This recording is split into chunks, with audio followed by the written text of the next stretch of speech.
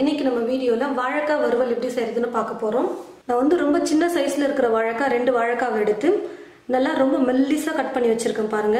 ரொம்ப மெல்லிசா கட் பண்ணிருக்கேன். கலர் மாறாம இருக்கிறதுக்கு கட் பண்ணி தண்ணியில போட்டு வச்சிருக்கேன். தண்ணி எதுவும் இல்லாம வாழைக்காவை ஒரு பாத்திரத்துல ஆட் பண்ணிடுறேன். 1 ஸ்பூன் அளவுக்கு வெறும் மிளகாய் தூள் சேர்த்துக்கிறேன். மல்லித்தூள் 1 ஸ்பூன், கரம் மசாலா ஒரு 1/2 ஸ்பூன், மஞ்சள் தூள் கொஞ்சம், உப்பு கொஞ்சம் சேர்த்துக்கிறேன். ஒரு 10 பல் பூண்டு எடுத்து நல்லா ஒன்றும் பாதியமாக நான் இடிச்சு வச்சிருக்கேன், அதை சேர்த்துக்கிறேன். உங்களுக்கு இன்னும் நல்ல ஸ்பைசி வேணும் அப்படின்னு நினைச்சீங்கன்னா இஞ்சி பூண்டு விழுது கூட சேர்த்துக்கலாம். இப்போ இது எல்லாத்தையும் சேர்த்து நல்லா வாழைக்காவோட மிக்ஸ் ஆகுற அளவுக்கு மிக்ஸ் பண்ணி விட்டுக்கோங்க. பாருங்க, நல்லா மிக்ஸ் பண்ணிட்டேன். எல்லா வாழைக்காலையுமே நம்ம போட்டிருக்கிற மசாலா வந்து நல்லா பிடிச்சிருக்கணும். அந்த அளவுக்கு நம்ம நல்லா மிக்ஸ் பண்ணி விடணும். இது போல மிக்ஸ் பண்ணிட்டு ஒரு 10 நிமிஷம் அப்படியே நம்ம விட்டுடலாம். கொஞ்சம் மசாலாலாம் வாழைக்கால இறங்கட்டும். பாருங்க, வாழைக்காவை நான் நல்லா 10 நிமிஷம் மசாலாலாம் போட்டு நல்லா ஊற வச்சு எடுத்துட்டேன். ஸ்டவ் பற்ற வச்சுட்டு ஸ்டவ் மேலே ஒரு கடாய் வச்சுட்டேன். கடாய் நல்லா சூடு ஏறிடுச்சு. இப்போ எண்ணெய் சேர்த்துக்கிறேன். ஒரு 4 ஸ்பூன் அளவுக்கு நான் வந்து எண்ணெய் சேர்த்துக்கிறேன். எண்ணெய் சேர்த்ததுமே ஒரு சிட்டிகை அளவுக்கு பெருங்காயம் சேர்த்துக்கிறேன். கொஞ்சம் கருவேப்பிலை சேர்த்துடுறேன். எடுத்து வச்சிருக்கிற வாழைக்காவையும் எண்ணெயில போட்டுடலாம்.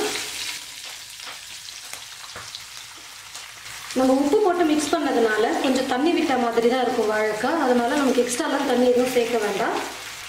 எண்ணெயிலே தான் நம்ம நல்லா வறுத்து எடுக்க போகிறோம். கொஞ்சம் எக்ஸ்ட்ரா பாத்திரத்தில் இருக்கிற மசாலாவையும் சேர்த்துடலாம்.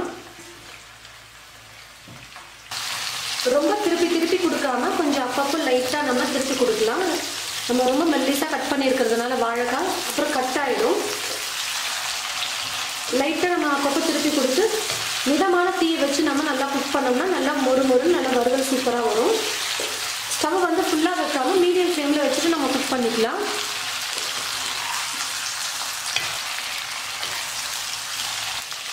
அப்பப்போ அப்படியே லைட்டாக நம்ம திருப்பி கொடுத்துட்டே இருக்கணும். அப்போ தான் எல்லா பக்கமும் நல்லா வெந்து நல்லா வரும்.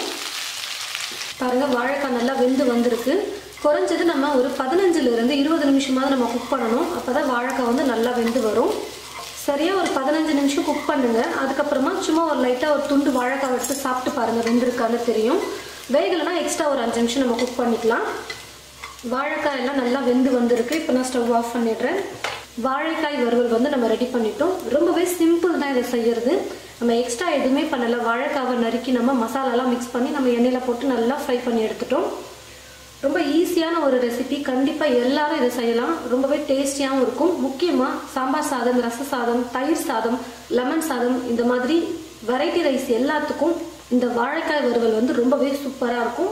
கண்டிப்பாக ட்ரை பண்ணி பாருங்கள். ட்ரை பண்ணி பார்த்துட்டு எப்படி இருக்குன்னு மறக்காமல் கமெண்ட் பாக்ஸில் வந்து கமெண்ட் பண்ணுங்கள். இந்த வீடியோ உங்களுக்கு பிடிச்சிருந்தா மறக்காமல் மற்றவங்களுக்கும் ஷேர் பண்ணுங்கள். இது போல் நிறைய வீடியோஸ் பார்க்க இந்த சேனலில் மறக்காமல் சப்ஸ்கிரைப் பண்ணி வச்சுக்கோங்க.